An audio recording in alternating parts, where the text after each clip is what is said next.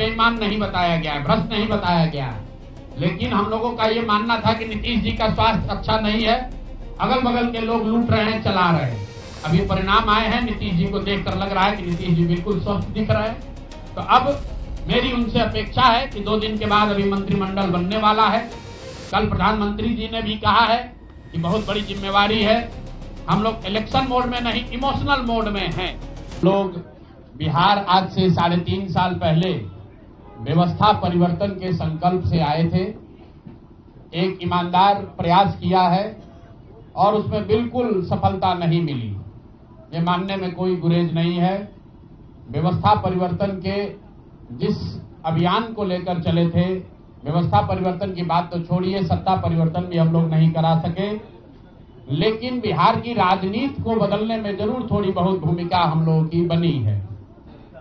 तो हम लोगों से जरूर कुछ गलती हुई होगी, हम लोग के प्रयास में, हम लोग के सोच में, हम लोग के बताने के तरीके में जरूर कुछ गलती रही होगी कि जनता ने हम लोग को नहीं चुना है, जनता ने हम लोग पर वो विश्वास नहीं दिखाया।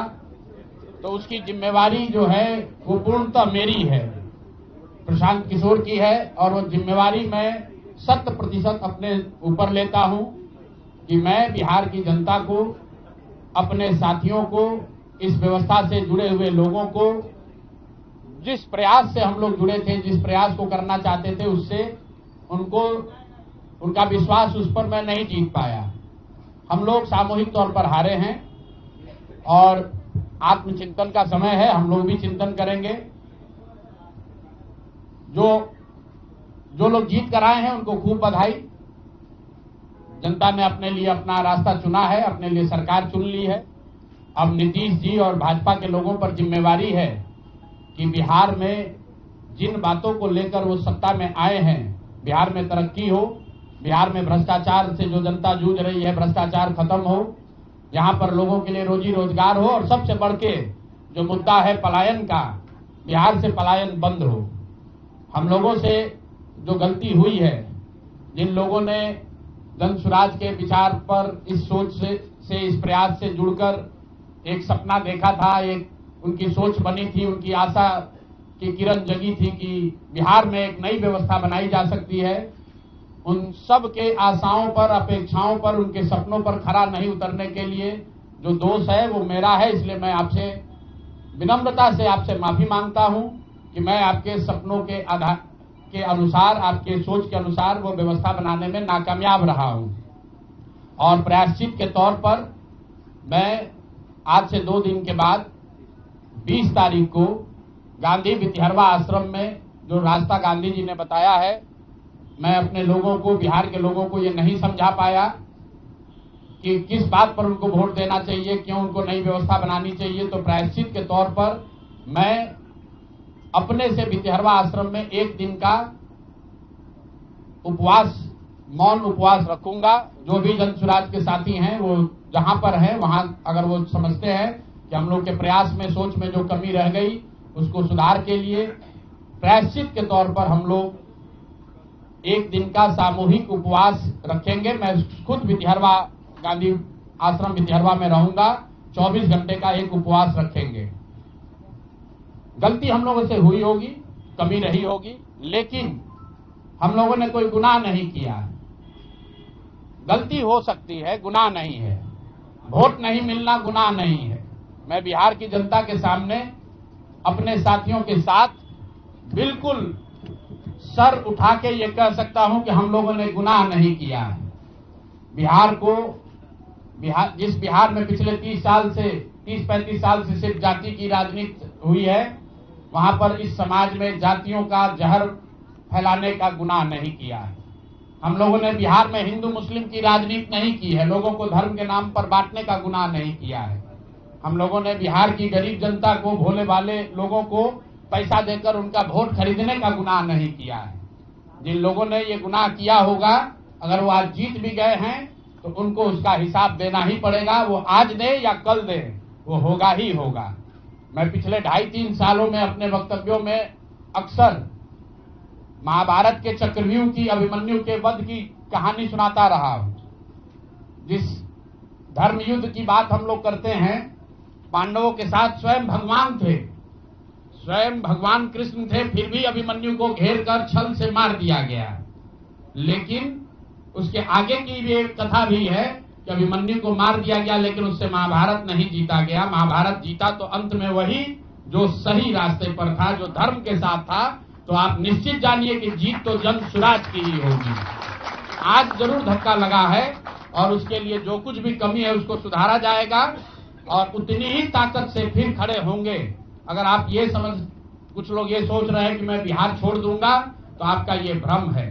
अंग्रेजी में एक फ्रेज है, you are not defeated till you quit. जब तक आप छोड़ेंगे नहीं तब तक आप हार नहीं सकते हैं। तो प्रशांत किशोर की और जन सुराज में मेरे साथ जुड़े हुए साथियों की बिहार सुधारने की जो जिद है, उस जिद के सामने दूसरा कुछ भी इस जीवन में नहीं है। उस जिद से पीछे हटने वाले नहीं है। पूरी ताकत से, पूरी ईमानदारी से। लोग कह रहे हैं कि मैंने 3-3.5 साल में बहुत मेहनत किया है।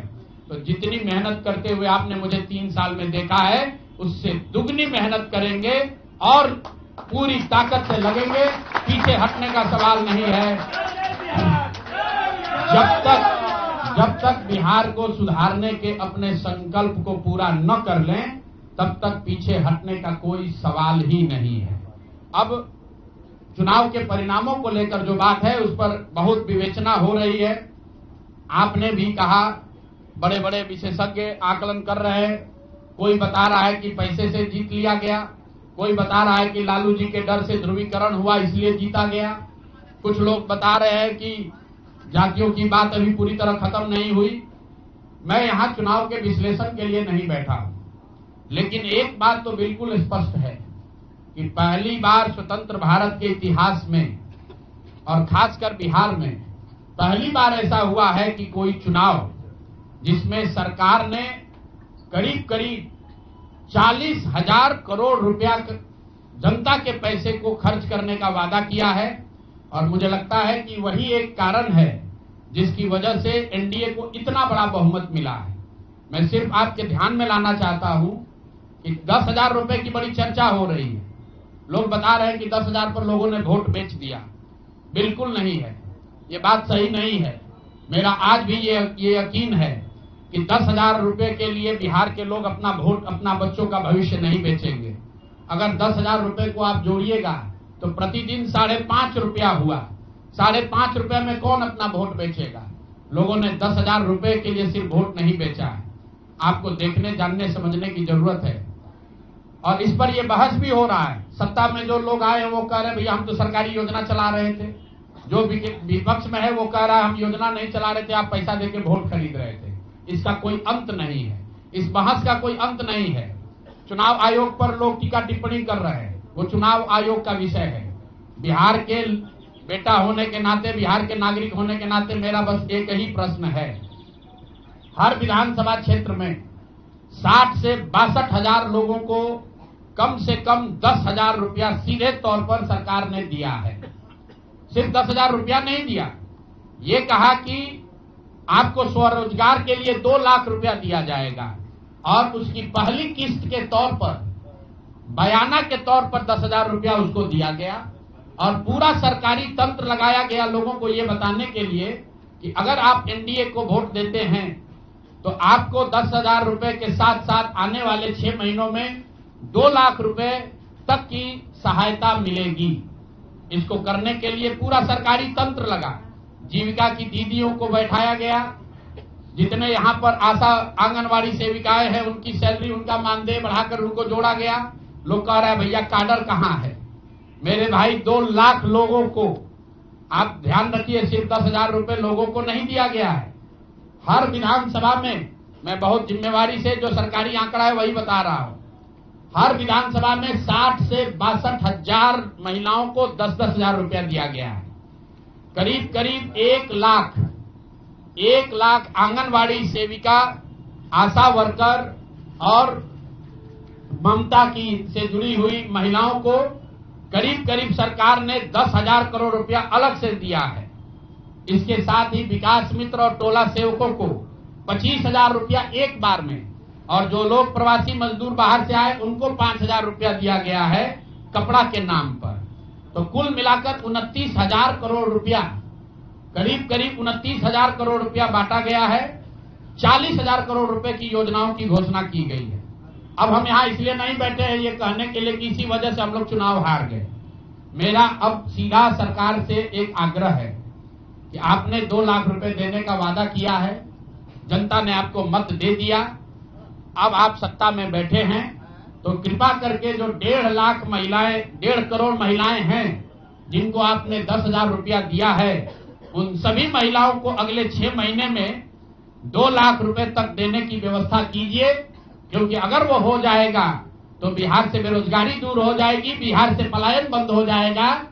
और अगर आपने ये नहीं किया तो ये बिल्कुल स्पष्ट हो जाएगा कि आपने ये 10,000 रुपया किसी योजना के तहत नहीं दिया था, सिर्फ और सिर्फ वोट खरीदने के लिए दिया था। तो वोट खरीदने के लिए पैसा दिया गया है कि किसी योजना के तहत पैसा दिया गया है, सरकारी योजना के तहत, इसका प्रमाण इस बात पर है कि आने वाले 6 महीने में सरकार ने स्वरोजगार के नाम पर जो पैसा जारी किया है, उस क्षेत्र में और पैसा और मदद जारी की जाती है या नहीं की जाती है।